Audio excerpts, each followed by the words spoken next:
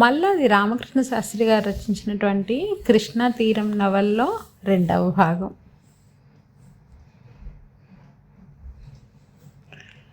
అనుకున్న నాటికి పిల్లవాడి తల్లి తండ్రి బండి కట్టించుకుని బయలుదేరారు. 2 జాములకు లోపుగానే ఏటి ఒడ్డుకు చేరుకోవాల్సింది. కానీ ఇంకో క్రోసుడుందనగా అవాంతరం జరిగింది. ఎదురుకుండా దివాణం వారి జోడు గుర్రాల సారటొస్తుంది. కళ్ళకి ఎండ కొట్టడం మూలానో ఏమో అది వరకు ఎన్నడూ లేనిది ఎడ్లను చూసి గుర్రాలు, వీటిని చూసి అవి బెదరడంతో సారటైతే నిలవదొక్కుని ముందుకు ఉరక వేసింది. కానీ బండి మటుకు దారి తప్పి పుంతపట్టి గతుకుల్లో పోయి పిల్ల బోదెలో ఒడ్డిగిలింది. చివరికి ఏమీ దెబ్బ గిబ్బ తగలకపోయినా కాస్త సుకుమార ప్రాణేమో ఆ కుదుపులకు ఇల్లాలు హైరానైపోయింది. ఎలాగో ఆ బండిలోంచి యువతలపడి ఆ ఇల్లాలినో చెట్టు నీడను కూర్చోపెట్టి మగవాళ్ళిద్దరూ నడుం కట్టుకుని బండిని ఎక్కించి ఎడ్లను కూడగట్టుకునేటప్పటికి ఓ పక్కా జాము పట్టింది. ఇహ అప్పుడు ఎగోకు వెళ్ళటమా మానటమా అనే లుకలకలో పడ్డారు. ఇలాంటి శకునం ఎదురొస్తే ఎలా వెళ్ళటం అని ఆవిడ, వెళ్ళకపోతే మాట తఫావత్ వస్తుంది, తాంబూల ప్రమేయం ఇవాళ పెట్టుకోకుండా నిదానం మీద చూసుకుందాం, పిల్లని చూసి వచ్చేద్దాం, అలా అయితే నీ మాట చెల్లుతుంది, నా మాట దక్కుతుందంటాడు ఆయన. వస్తుతః ఆవిడ ససేమిరా మనిషి. అప్పటికే పొద్దుపోయింది. వారు ఉభయులు ఇలా గుంజాటన పడుతుండగా చివరికి బండి తోలే సుబ్బయ్య కల్పించుకున్నాడు. గుర్రాలను చూసి బెదిరినాయి కానీ కుందేలను చూసి బెదిరినాయా? అవే సత్తార్ సాహెబు కుంటి గుర్రాలా? సంస్థానం వారివి, మల్లె పువ్వులల్లే ఉన్నాయి. మనకెదురొచ్చినాయి కనుకనే ఎలాంటి పాయిబడ్డా ఎప్పటల్లేనే ఉన్నాం. ఇంతకంటే మంచి శకునం తెస్తావా? ఏదో పీడ ఇలా కొట్టుకుపోయింది, ఇది ముందు మంచికే, లెగవండి. ఇలా అన్నా వాళ్ళు వినిపించుకోకపోవడం చూసి లచ్చమ్మ గారు, మనం ఓ పూట పస్తున్నా పర్వాలేదు కానీ డొక్కం ఆడేస్తే గిత్తలు ఎత్తుపడవు, పిల్లల్ని చూసుకున్నట్టు చూసుకుంటారు కదా, మనకేం లోటు వచ్చిందని వాటిని మాడేస్తారు. ముందుకు పోదామంటే వేగి పోదాం, లేదా బండిటే తిప్పుతా, మనం ఇంతకు ముందు దాటొచ్చినటువంటి ఊరు చేరుకుందాం, ఈ పొద్దుకు బండి దింపుకుందాం, అక్కడ ఆసాములు పస్తుండనిస్తారా? అమ్మగారు, మీ అంత మహారాజులు పొట్ట చేత పట్టుకుని పొరుగుళ్ళో ఒక పొద్దు గడపడం విచిత్రంగానే ఉంటుంది. ఎన్నడన్నా కథల్లే చెప్పుకోవచ్చు. కోడి కూసే తలికి నొగలెత్తుతాను, బువ్వ తినే యాళ్ళకి ఇంటికి పోవచ్చు. ఎంత చెడ్డ శకునం శకునమే, దాని బలిమి చూపిందని సరెట్టుకోవచ్చు.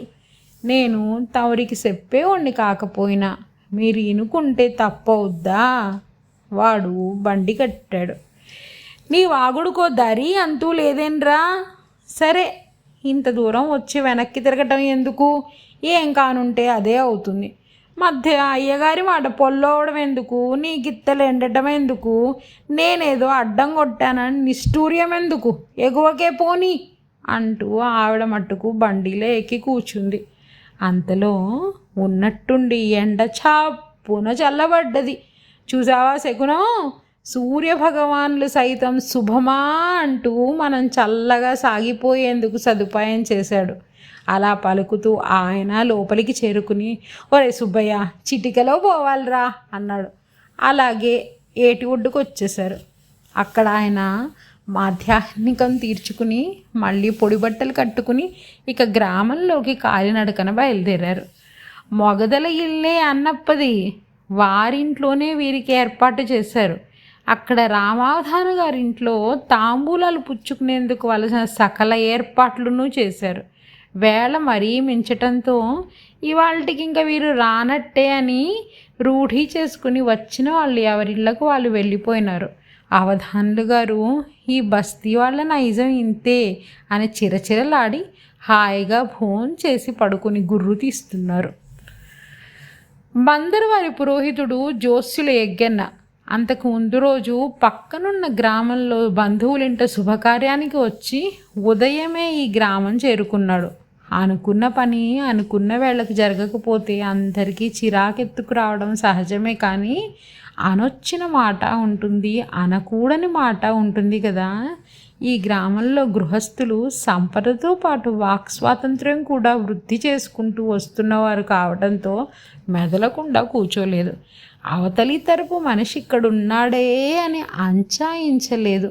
పైగా ఆడపిల్లని ఇచ్చుకోదలసిన గృహస్థే నోరు సంభాళించుకోకుండా ఫెడీలుమని ఈ బస్తీ వాళ్ళ నైజం ఇంతి అనటం, అందుకు తక్కువ గృహస్థులు వంతపాటగా మూతులు ముక్కులు విరవటం, అంతటితో వదలకుండా మిమ్మల్ని కాదండోయ్ అంటూ ప్రత్యేకం తన వంక చూసి అనేయడము. దానాదీన ఆ బ్రాహ్మడికి అక్కడ ఉండటం ముళ్ళ మీద ఉన్నట్టుగానే ఉంది. చివాళ్ళ నలుగురిలోంచి లేచి యువతలకు చక్కా వచ్చి అంగవస్త్రం ఝాడించి తలకు చుట్టుకుని అదే పోదాం అనిపించినా కాచి వడపోసిన ఘటం కనుక కాస్త ఓపిక పట్టాడు. నలుగురితో కలిసి తాను ఓ నవ్వు నవ్వాడు. కానీ అంతటితో అది సముసుకుపోలే. తీరా వారు భోజనానికి లేవబోతూ తన వంక చూసి, ఎగ్గన బాబు, ఎంతసేపు అలా గోడ అరగదీస్తావు కానీ ఇకలే, ఎవరో రాకపోతే కాసిపొద్దులుంటామా, కతికితే అతకదనే పట్టింపు నాకు లేదు.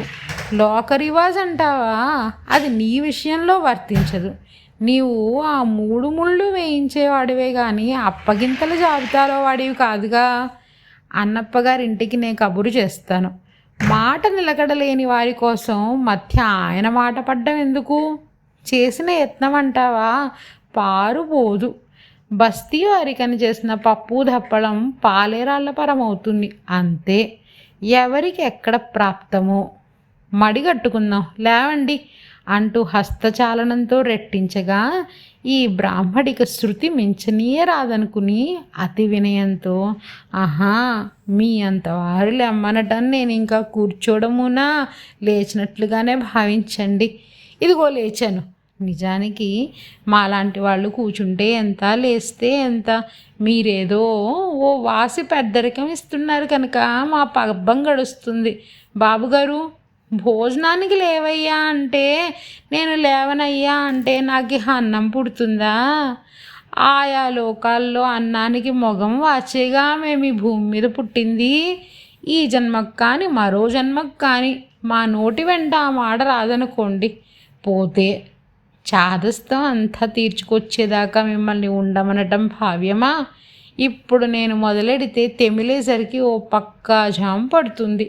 మీరు కునుకు తీసి లేచి లఘువుగా పలహారం చేసే వేళకు మాకు భోజనం వేళ, మీకు మాకు అది అంతరం. వేళ మించకుండా మీరు అమృతమస్తు అనండి.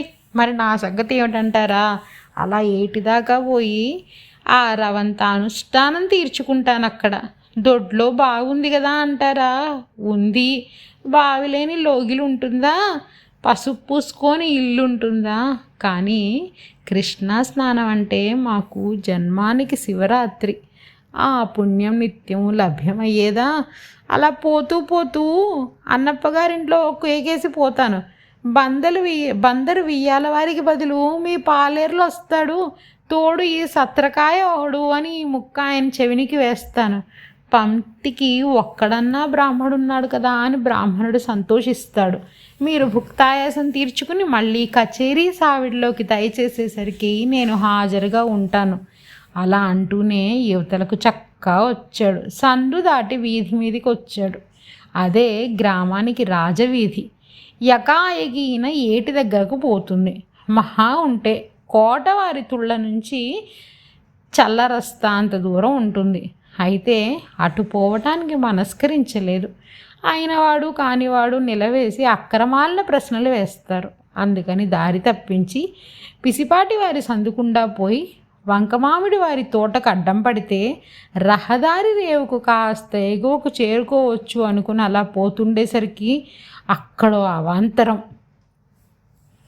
ఓ ఇంట్లోంచి బ్రాహ్మడు పరుగున వచ్చి ఈయన మొహం వంక చూసి, అమ్మయ్య బతికించారు అంటూ 2 చేతులు పట్టుకుని గబగబా సొద వెళ్ళబోశాడు. వారి తండ్రి గారి ఆబ్దీకం భోక్తుల్లో ఒకరింట్లో అంతకు ముందే పురుడొచ్చింది. వేళ దాటిపోయింది. గ్రామంలో మరో మనిషి దొరకడు. వెర్రెత్తి వీధిన పడ్డాడు. దేవుడల్లే ఈయన కనిపించాడు. ఆ గృహస్థు చటుక్కునే 2 చేతులు విడిచి 2 కాళ్ళు పట్టుకుని, బాబు మాట దక్కించు అనడంతో ఎగ్గెన్న సరే అనక తప్పలేదు. తానిక్కడ ఇలా ఉండిపోవలసి వచ్చినట్టు అన్నప్పగారింటికి కబురు చేయించి అక్కడ ఆ పనిలో ఉండిపోయినాడు.